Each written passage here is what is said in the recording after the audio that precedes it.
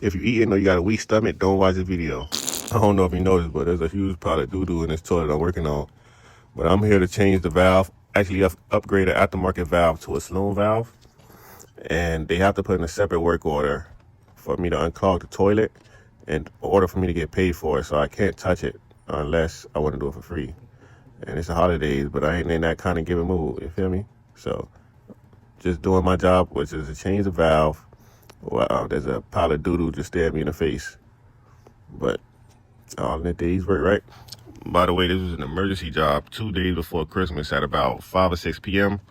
How much would y'all charge? I charged $600.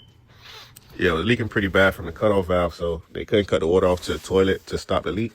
So it's just a continuous leak. They were catching with a bucket, and they were going to be closed about 2 or 3 days for the holidays, so they didn't want to come back to a flooded store. So yeah, they put it in as an emergency that they wanted taken care of that night, 3 hours before close. So tell me, what would you do?